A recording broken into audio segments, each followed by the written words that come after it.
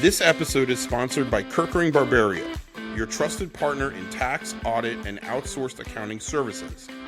Serving Sarasota, Manatee, and the greater Tampa Bay area for over 50 years, KB helps clients achieve their personal and business goals. Visit kbgrp.com to learn more. Hello, and welcome to the Business Observer from the Corner Office podcast. I'm Mark Gordon, managing editor of the Business Observer. Today's guest is Ron Christaldi, president and CEO of Shumaker Advisors. Ron, thanks for being here. It's my pleasure, Mark. It's great to see you. Excellent. Great to see you as well. And I want to get a little bit about what Shumaker Advisors does. But before we get into that title is just like one tiny bit of all the things you do, Ron. I knew a lot of what you did, and I'm looking at your bio to kind of figure out some questions and do some research. And I guess the first question before we get into Shumaker Advisors is, how do you decide all these things you do? I want, for our audience who doesn't know, I'm going to read a couple of them. You've been chair of the Tampa Economic Development Council, past chair of the Tampa Bay Chamber, past chair for the Tampa Bay Business for Culture and Arts, past chair of 2018 Leukemia Lymphoma Society Light the Night Walk, and you were front and center, and you and I have talked a lot about this, in the effort to keep the Tampa Bay Rays in the Tampa Bay region. And even saying all that, I'm sure there's a lot more you do that I don't know. So how do you do all this? How do you find the time? How do you make your decisions on what you're going to do and not do? That's a great question. I mean, Mark, I start with the principle that we all have a responsibility to kind of lean in and lift up this community, Tampa Bay and the state of Florida here. And your question is an excellent one because there are a million causes, literally, that you can Right. pick up. What I was mentored to do and what I've followed all along, that's been a recipe for success for me, is pick the things that are important to you, pick the things that you have interest in, and pick the things that you want to engage in. Don't do things to just build your resume or try to make a name for yourself. And when you pick those things, get as engaged as you can get and accept leadership responsibilities. I never join a board or organization with the thought that I will chair it, but inevitably I get asked to chair it. Currently, I am the chair of the Tampa Bay Economic Development Corporation. I am the vice chair of the New College of Florida, which is one of our state universities, board of trustees. And I am the chair of Leadership Florida, a statewide leadership program, Mark, that I know that you've been very engaged in. Um, and come January 1, I am the presumptive chair elect of the Tampa Museum of Art Board of Directors.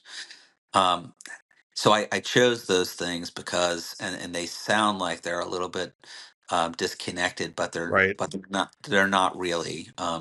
Education, arts and culture as an economic engine, economic development and leadership, all kind of coalesce in the same path to success of a community, and the opportunity to have a small role in each of those organizations at the same time really presents me with an opportunity to create that connectivity of leadership, education, arts and culture, sense of place, and economic development.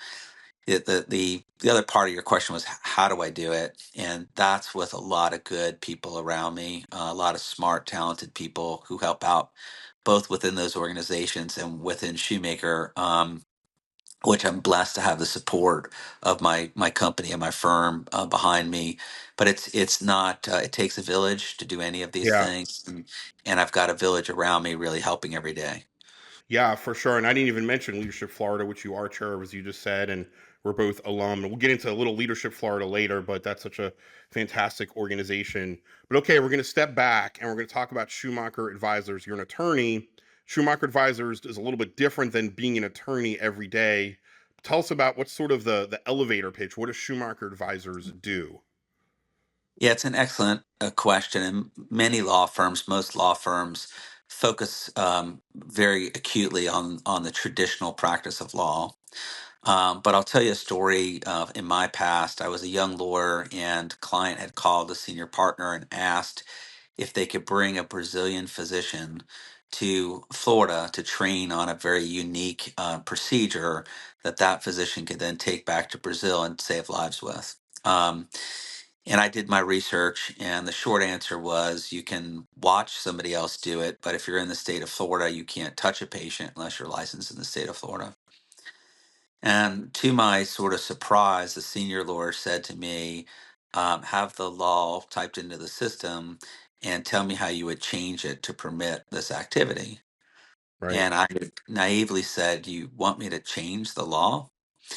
And he, was patient with me, sat me down, and explained to me that, Ron, laws are things that we create, that Right. humans, as a society, for the orderly conduct of things.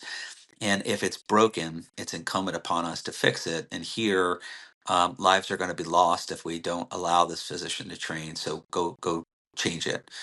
And we did. I rewrote the law. I created something. Really?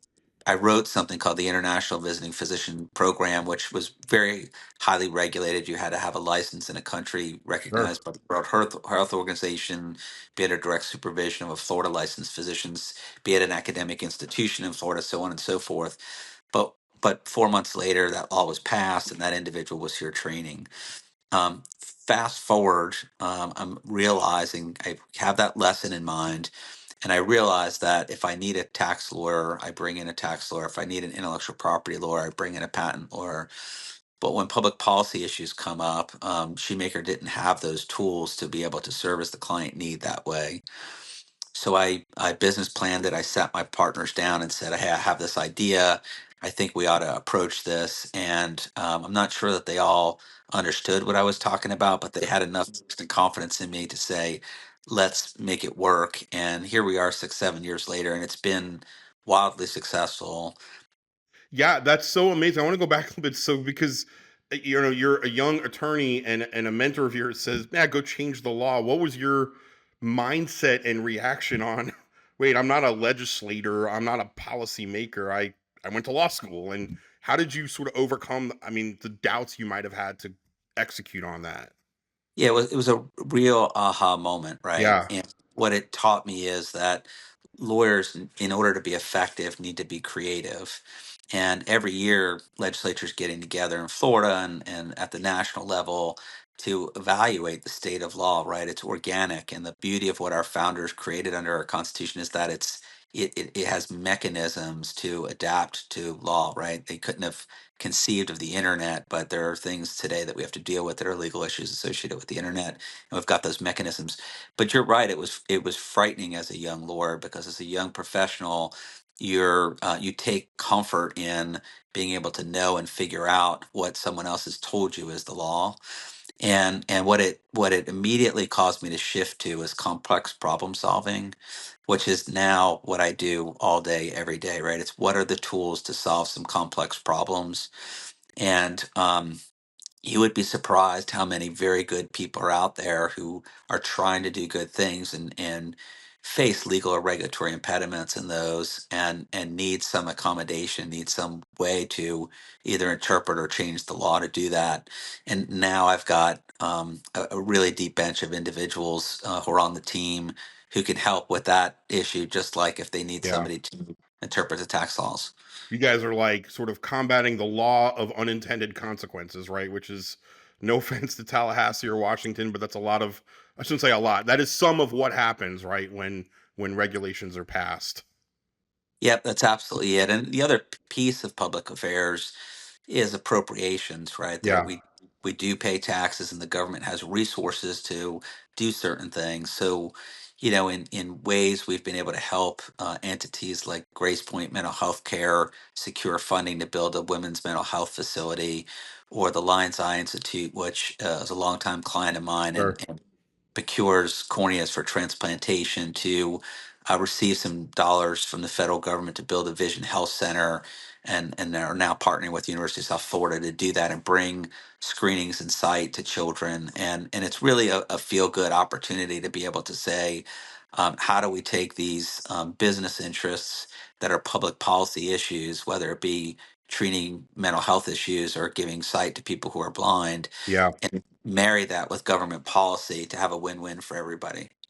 Yeah, that's actually another little off topic, but another part of, I think, what you're so good at. It's not really your responsibility, I guess, but you're a connector, because you connected me with Jason Woody at the Lions Eye Institute probably, I don't know, 10 years ago. And We had written a couple of stories on him since. I love what they do with that organization. But how do you look at that part of your job, connecting the right people with the right people to solve problems?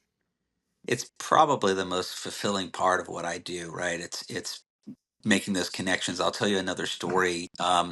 And I wasn't physically there, but this is the way the story was related to me. Um, Kathy, Congresswoman Castor's predecessor a few times back was a congressman named Sam Gibbons. And Sam had been in the state legislature. And during the during the Kennedy Nixon campaign, um, he supported President Kennedy and was the chair of his Florida committee to get elected and ran for Congress. Right. And of course, his history bore out very, very close, the first or second closest election to Bush v. Gore. And he delivered Florida and got swept into Congress. And the White House owed him a bit of a debt of gratitude. And a few years later, the White House calls and says, "We have to site a new VA hospital. Would you like one in your district?" And Congressman Gibbons says, "That would be fantastic. You know, Florida has an Air Force base here, and we Sure. could use a great facility." Well, they call him back a couple weeks later and they said, in order for us to site it there, it needs to be in physical proximity to a medical school. Do you have a medical school? And he said, "No, sir, we don't. Can you get one? We'll try." Yeah, So he let's get a medical called school. called Terrell Sessoms, who was ultimately became Speaker of the House in Florida. And Terrell himself related the story to me before he passed. And Terrell said that he called the Senate president, and they both went up to Tallahassee and met with the governor, and they got consensus to have USF get a medical school. And a couple years later, there was a groundbreaking on VA hospital and the medical school at USF. Now, years later, that medical school and USF have partnered with TGH to become a premier healthcare Sure. provider in the nation. They spawned the Moffitt Cancer Center, which is arguably the best cancer center in the country, if not the world, that we have here in our community. All of those things, though, were born out of relationships, people who knew each other, people who felt like they could have an honest discussion with each other and could lock arms and get something done. And we have that same responsibility today, right? We've got an airport and a convention center and so on and so forth because people had vision, but also Yeah. because they work together. And that's what's so gratifying to me, whether it's Major League Baseball or a women's hospital, putting the pieces together to make sure that we can create something out of nothing that others can then take to the next level. That's really where the juice is. I mean, I'm talking about it and I'm getting Yeah. excited here as we think about it. Yeah. That's awesome. What a great story. All right, we're gonna speaking that was historical. We're gonna go a little historical as well. Why did you want to become a lawyer? Tell us about growing up and how you got into being a lawyer. It's a great question. So, you know, my parents immigrated to the United States from Sicily in Italy, and they didn't have much of an education, and they worked hard to give my folks a high school education, and my folks worked really hard to give me a college education, to get me a college education. But the specific answer to your question is when I was in fifth grade, I was in a program at my public school in New Jersey where they would do these extraordinary things, put kids in extraordinary positions to try to push them to be more. And they did something that they probably wouldn't do, probably wouldn't be correct to do in classroom today. But two teachers in front of us pretended to have gotten into a fender bender in the faculty parking lot. And they escalated the argument until one of them pulled out a fake gun and shot the other one in front of us. Wow. Definitely do That's that some today. school. But then they put on a mock murder trial, and they did it in five different schools. And I got appointed in my school to be the public defender. And my mom had enough presence of mind to take us on public transportation to the public defender's office in Camden, New Jersey, and got a public defender to agree to meet with me as a fifth grader. And he said to me, "Sounds like your client was angry and heated in the moment and maybe was suffering from temporary insanity. You should plead that as a defense." And so I asked my teachers if I could do it, and they conferred and appointed one of my little classmates to be a psychiatrist. And I put on this defense. And in the five schools Wow. that did it, I was the only one who got a defense verdict. I was the only one who won in defending it. And I got to tell you, Mark, when that little fifth grade jury came back and said not guilty, I knew that moment I wanted to be a lawyer, right? I wanted to help people. I wanted to solve problems. I wanted to be a lawyer. And it really, like, I can't under stress that moment, that educational experience, because there was no question in my mind through the rest of middle school and high school and college that I was going to be a lawyer. I didn't really know what that meant at the time. Yeah. I knew I was on that path. That's wild. It's like teen court for fifth graders, but even before that's so amazing. You certainly don't need speech giving advice from me. I've seen you give speeches and you're excellent at it. But you should tell that story at Leadership Florida or some other events. That's so great. Wow. Okay. All right. So you're an attorney, and I want to talk a little bit about leadership. I've joked with some of your Sarasota colleagues who I know pretty well on the Sarasota Schumacher law firm side when some of them get promoted to the managing partner, whatever that title is. I'm like, why do you want to boss around a bunch of other attorneys, right? I mean, that's hard. Like, it's a lot of type A, hard charging people. Tell us about that side of your career. How have you developed as a leader and a manager in the law profession? Yeah, I mean, one of the lessons I've learned is it's really important to not micromanage things, right? What kind of plants you have in the lobby is less significant than what type of clients you're going to take on and what kind of talent you're going to hire. And it's very difficult for most type A type personalities to give up some of those decision making process, right?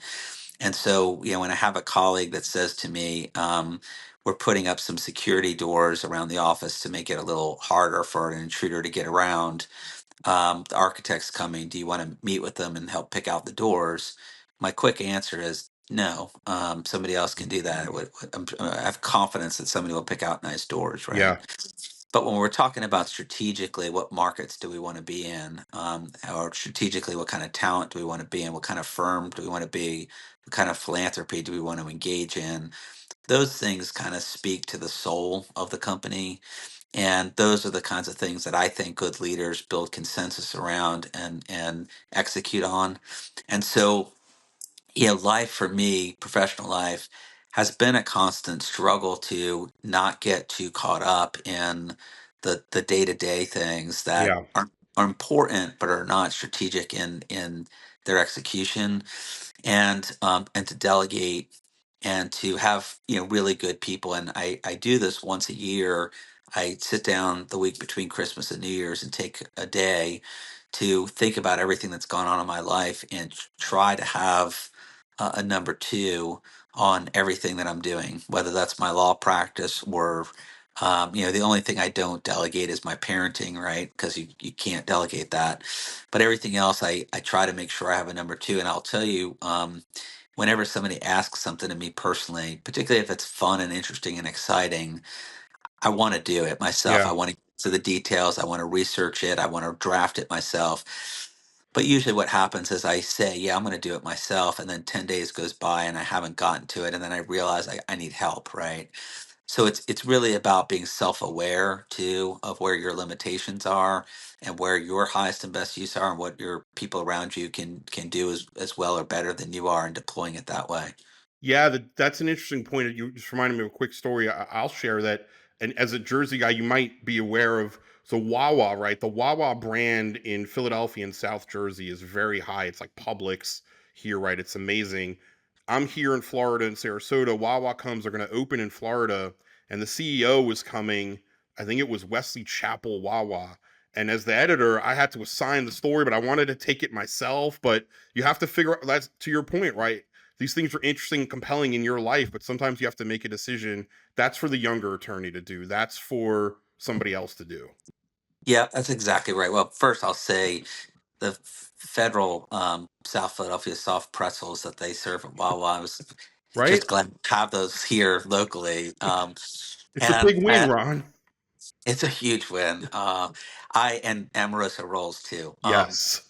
The joking aside, you're absolutely right, right? Because those are things that we all want to do. Right. If you find yourself trying to do everything, you get nothing done, Yep. and you've got to delegate.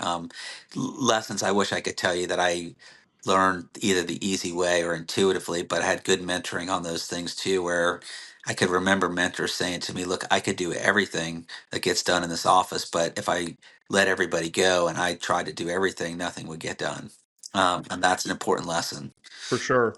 What are you looking for in young leaders, whether it's in Schumacher Advisors? I know you guys have people at sort of different levels of their careers, and obviously the same thing with the attorneys. But what do you look for? What characteristics stand out in up and coming leaders to you? It's an excellent point, and I was speaking with someone about this earlier that times have changed, and the younger generation of people have been mentored and raised in a different time in a different environment. It doesn't mean it's better or worse, but there are some qualities that I think are good leadership qualities that transcend generations. One of them is selflessness. In today's world, particularly in the partisan world we're living in, where we're kind of conditioned to think about what's the impact on us personally, not what could we give up to help other people. So having a presence of mind to be giving and to be accommodating and to have empathy is a super important characteristic that people have. It also transcends to charity, right?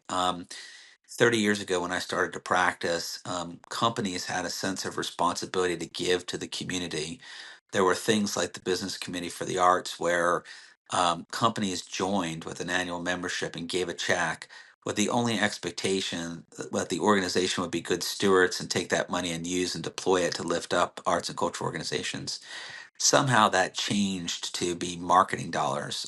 There Yeah. is no companies have a philanthropic pool anymore. They have a marketing budget, and the question now is, do we get a table and PR at the event, and can we go network there and try to get business, right? But what I would suggest that young leaders need to think about is your community is not built around a marketing opportunity. It's built around charity as well. It's built about giving of yourself.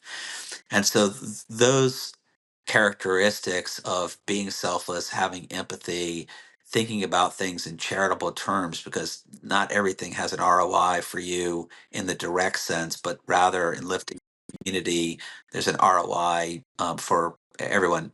I'll use an example. I had a business contact of mine recently say to me, I don't have kids who go to public school.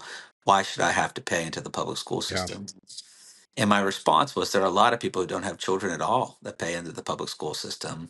But the reason they do it is it's not a quid pro quo because you're educating my children. It's a quid pro quo because we want all children to have a good education and get good jobs and not be criminals or homeless people. And that all lifts up our community, right? So that mindset of not, why am I supporting public schools if my kids don't go to public school? It needs to be, why the answer is, I'm supporting public schools because it's good for everybody. It doesn't have to be good for me.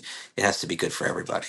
Yeah, definitely good lessons overall. But that last point you made, I remember interviewing somebody in the Pinellas County EDC department years, it's about 10, 15 years ago, and they had lost a relocation, a company that was going to relocate from Ohio to Pinellas County because the CEO said the school districts had bad ratings and bad rankings. Now that might or might not be true, but that was his perception of it. And to your point, it's a rising tide lifts everybody type situation. Yep, absolutely. Yeah. That's absolutely on point. Yeah. All right, before we get to these rapid fire questions at the end, I got one last question for you, Ron. What's as we're recording this late into 2024, what's next for you and Schumacher Advisors? Any big projects, plans, any laws you're going to change in 2025 like you did so many years ago, but what's next for you? Yeah, it's a great question. Look, it's a time that's we're at the precipice of something very special in the state of Florida right now. People are moving to the state of Florida like never before. Our economy is growing and thriving. We've got challenges. We've had some natural disasters, and what our friends and colleagues have gone through over the past month in the Tampa Bay area is terrible. But we got to come together and rise above that. And the message to the rest of the world needs to be, we're open for business and we're thriving here. As a board chair of the Tampa Bay EDC, it's I've been educated on how important it is to bring new businesses to this community and grow the businesses that we have here. And again, that's not a sales pitch. deep-rooted community effort that touches transportation and housing and education and quality of life, our museums and cultural institutions. It's all the reasons why people want to live and work and play in a particular place. And we've got this great opportunity now to take what is already a fantastic, very competitive city throughout the US and make it the best. But it's not going to happen on its own, right? It's going to require us all to lean in very hard to make that happen so that we have opportunities, but that our kids have opportunities. And that's where we've got to be um, very focused right now. And in short answer to your question, we've got to put aside the partisanship. We've got to stop pointing the fingers at each other. We have to be honest and have integrity, and we've got to pull together as a community. If we are able to do that, our worst challenges are internal. They're ourselves. They're things that we would do to undermine ourselves. If we can overcome that, man, the sky is the limit for this region and for the state of Florida. Yeah, it's great advice, great answer, especially as we're recording this 8 days or 10 days before a big election. So really good advice there, Ron. Okay, rapid fire questions. I'm gonna hit you with three of them. Who Name two people you would love to have dinner with, dead or alive? Um, I'm just going to name the two that come to my mind. One is a former state Senate president who's passed away. His name was Lou Delapart, and I had the occasion to know Lou a little bit and he's on the wall behind me as a person who I was mentored kind of in his tradition, I would say, because when I first met him, he had begun to suffer from Alzheimer's and was at the tail end of his career. But I've been the beneficiary of so many of the laws that he passed and so many of the relationships that he built. I would love the opportunity to sit down with him in his prime and pick his brain. And honestly, the other person that comes to my mind is Martin Luther King Jr. The thing that has gotten me through a lot of days is the speech that he gave a few days before he was assassinated, where he had a self-awareness that his life might be in jeopardy and that he might not live to see where things were going, but that was okay. He had come to peace with that. And I think we all, in certain ways, face this fear that we're going to fail or that what we're doing is not right or not going to be successful, and drawing upon that courage just to sit down with him and ask him questions and talk about what was going through his mind the night he gave that speech, I think would be extraordinary experience. Yeah, definitely. Okay, beach or mountain vacation, what do you prefer? Gosh, that's a tough one because I do have a place in the mountains in Cashiers and I have a place in Indian Rocks Beach. I think between the two, I would pick beach. Excellent. Florida through and through. I like it. Okay, last question is leadership Florida centric, but for people like your colleague, our friend, our alum, fellow alum, Erica Shea, Michael Cooley, they're gonna want to know this answer. It's a two-pronged question. Did you sleep in that tie you're wearing last night? And when was the last time you were in public without a tie? Those are great questions. This is actually a tattoo. It gives the appearance of a tie. It's always on. It's on. And I'll tell you, there's some of the famous ones are very anecdotally. My boy was turning about 12, and he wanted to go to the iFly thing where you do skydiving. Yes. So we went in the middle of the afternoon and on a work day. And so I did, in my defense, I did bring shorts and a t-shirt, but the fella who was administering it for us said, well, we give you a jumpsuit to put over, so it doesn't matter. So I put the jumpsuit on, but in the picture, the jumpsuit is like here and you can see the tie. See the tie. And I got a bunch of comments from people like, I can't believe you went skydiving with a suit on. No, it's my brand, and I as a lawyer by trade, I think people don't want their lawyers being too casual. They want them looking a little uptight. So absolutely, you went skydiving for your 12-year-old's birthday, but you were ready to take a hearing, or a judge called with an issue. You were ready to go for the client. I love it. Always. Awesome. Ron Christaldi, CEO of Shumaker Advisors. This was a great conversation. Thanks for all you do for Leadership Florida and for Florida. And thanks for coming on the From the Corner Office podcast. It's my pleasure, Mark, and it goes without saying thank you for all the responsible reporting that you and the Observer do. It's needed in today's world, and so we appreciate what you bring to our community as well. Thank you. And it's a pleasure to be here. Thank you. Thank you for listening to the Business Observer From the Corner Office podcast. I'm your host, Mark Gordon. This podcast was produced by Reed Corley of the Corley Company in Sarasota. To hear more episodes of From the Corner Office podcast, go to businessobserverfl.com.